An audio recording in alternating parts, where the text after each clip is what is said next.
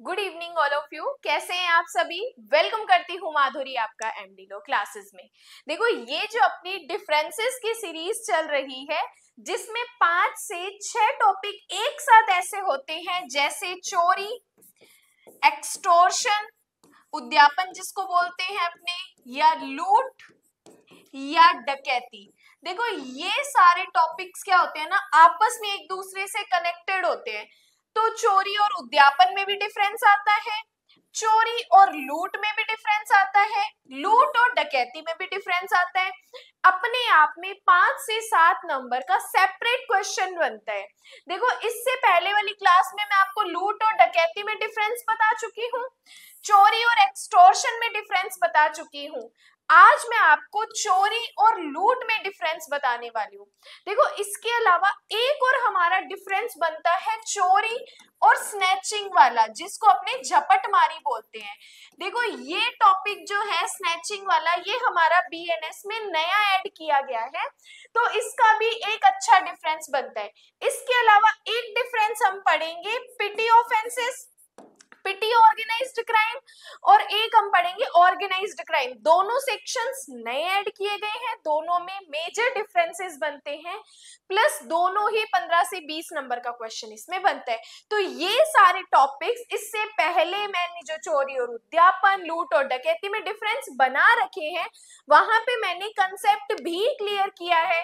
तो अगर ये वीडियो आप पहली बार देख रहे हो तो ये वीडियो स्टॉप कर दो, इससे पहले वाली वीडियो चोरी और उद्यापन और लूट और डकैती में देख लो, क्योंकि मैंने एक एक लाइन प्लस लूट कब डकैती बन जाती है, चोरी लूट कब चोरी एक्सटॉर्शन बन जाती है, सारे मैंने एक एक पॉइंट्स को कवर किया है, वहां पे मैंने डिफरेंसेस भी आपको बताए हैं।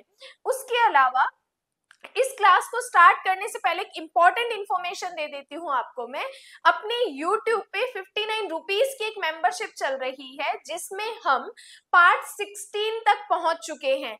अगर आपने वो मेंबरशिप ज्वाइन नहीं की है तो मेंबरशिप ज्वाइन कर लीजिए, जिसमें हम 1000 प्लस बीएनएस के एमसीक्यूज करने वाले हैं, प्लस मेंस की आंसर राइटिंग, कि अगर आपका मेंस का सब्जेक्टिव एग्जाम हो रहा है तो आपको अपनी आंसर राइटिंग कैसे करनी है, वहां पे मैंने कुछ वीडियोस उसकी भी अपलोड कर रखी है।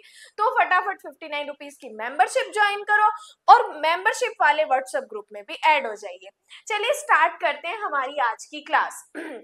ये क्लास हमारे लिए इंपॉर्टेंट इसलिए भी है क्योंकि जो मैंने पहले डिफरेंसेस लूट और डकैती और चोरी एक्सटॉर्शन बताए, वहां पे मैंने कुछ केस लॉज डिस्कस नहीं किए।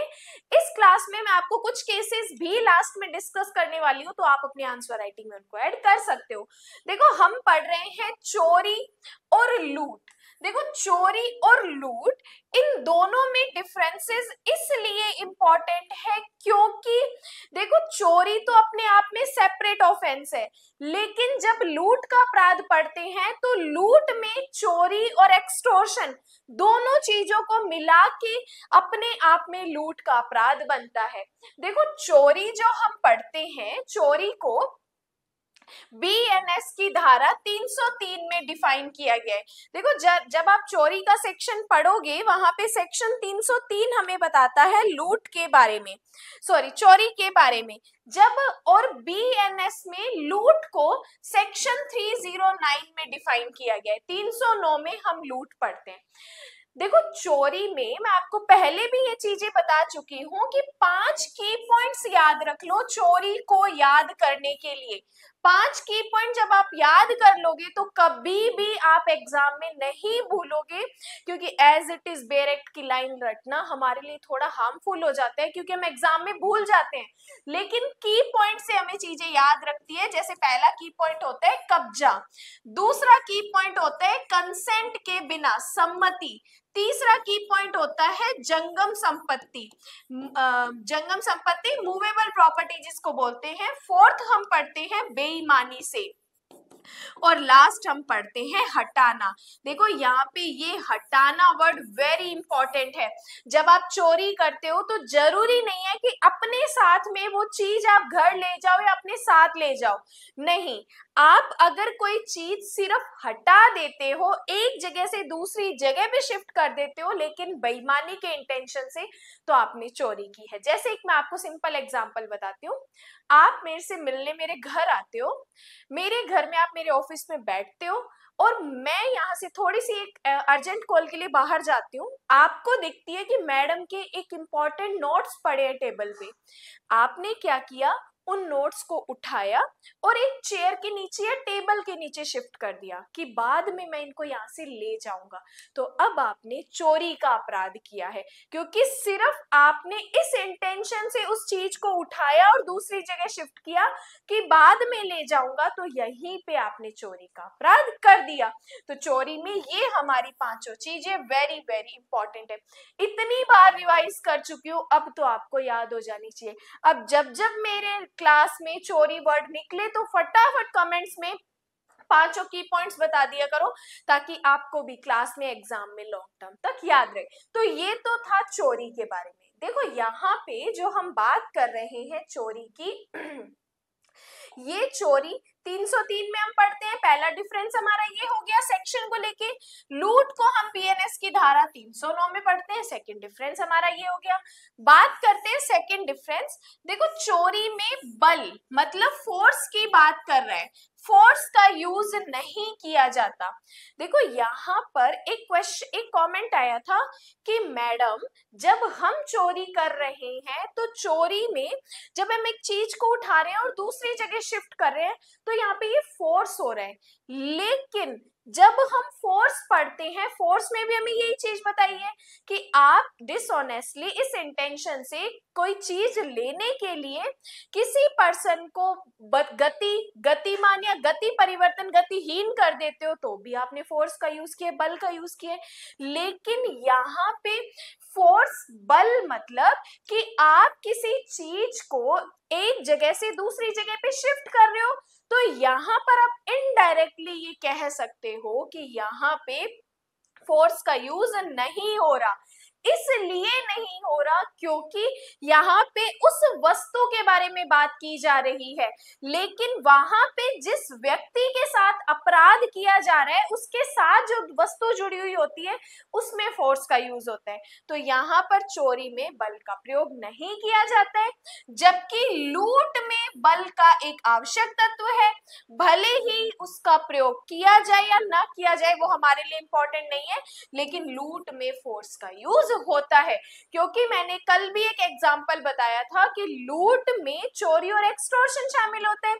कि चोरी कब लूट बन जाता है, एक्सटॉर्शन कब लूट बन जाता है, जिसमें एक व्यक्ति सर पे पिस्टल रखता है और कहता है कि तेरे पास जो भी है वो अभी निकाल। या चोरी में हम पढ़ते हैं कि जब आपने किसी व्यक्ति के सर पे पिस्टल रखी और उसकी बॉडी पे जो जो चीजें थी, इंपॉर्टेंट चीजें, पैसा या गोल्ड, जो भी चीजें थी वो आपने ले ली, तो वहां पर वो चोरी लूट बन जाती है। और सेकंड वाले में क्या हो जाती है, एक्सटॉर्शन हो जाती है। तो यहाँ पर चोरी में बल का प्रयोग नहीं किया जाता है, जबकि लूट में बल का प्रयोग आवश्यक होता है, भले ही उसका प्रयोग किया जाए या न किया जाए। उसके बाद बात करते हैं चोरी एक सामान्य अपराध है। चोरी एक जनरल ऑफेंस है, जबकि लूट क्या होता है, एक गंभीर अपराध माना जाता है। ये हमें अपराध की नेचर बता रहे हैं कि चोरी एक सामान्य अपराध है, लूट एक गंभीर अपराध माना जाता है। नेक्स्ट बात करते हैं, चोरी के अपराध में डर निहित नहीं रहता है। क्योंकि अभी हमने जो 5 की पॉइंट पढ़ा, कहीं पर भी डर का कोई पॉइंट था नहीं था। तो चोरी में डर या भय निहित नहीं होता, जबकि लूट में डर का तत्व निहित रहता है। क्योंकि लूट में जब हम सेक्शन पढ़ते हैं तो डर दिखाकर ही वैल्यूएबल सिक्योरिटी को परिदत्त किया जाता है, तो लूट में भय शामिल होता है। नेक्स्ट बात करते हैं, चोरी में लूट शामिल नहीं होती, जबकि लूट में चोरी शामिल होती है, क्योंकि लूट चोरी और एक्सटॉर्शन से मिलके ही बनती है। उसके बाद बात करते हैं, चोरी केवल मूवेबल प्रॉपर्टी की होती है, क्योंकि हमने अभी की पॉइंट्स में पढ़ा था, एक की पॉइंट हमारा था मूवेबल प्रॉपर्टी, जबकि लूट जंगम स्थावर किसी भी संपत्ति की हो सकती है। तो ये हमारे कुछ डिफरेंसेस है जो कि चोरी चोरी और लूट में हम पढ़ते हैं। अब देखो किन किन पॉइंट्स पे आपको अपने डिफरेंसेस को याद करना है। तो पहला पॉइंट है हमारा सेक्शन, धारा को लेके, चोरी 303 में, लूट 309 में। दूसरा बात करेंगे फोर्स, चोरी में फोर्स का यूज नहीं किया जाता जबकि लूट में फोर्स का यूज किया जाता है। चोरी क्या है, एक नेचर है, सामान्य अपराध है, तो हम नेचर बताएंगे कि चोरी एक सामान्य अपराध है, लूट एक गंभीर अपराध है। उसके बाद भय की बात करेंगे, चोरी में डर निहित नहीं रहता है जबकि लूट में डर होता है। उसके बाद चोरी में लूट शामिल है, चोरी में लूट शामिल है या नहीं है, तो चोरी में लूट शामिल नहीं होती जबकि लूट में चोरी शामिल होती है। और नेक्स्ट बात करेंगे संपत्ति का, कि चोरी केवल जंगम संपत्ति की होती है और लूट जंगम और स्थावर दोनों की हो सकती है। तो ये हमारे डिफरेंसेस इंपॉर्टेंट है, 5 से 7 नंबर का मेंस का क्वेश्चन यहाँ से बन सकता है। अब बात करते हैं कुछ केसेस की।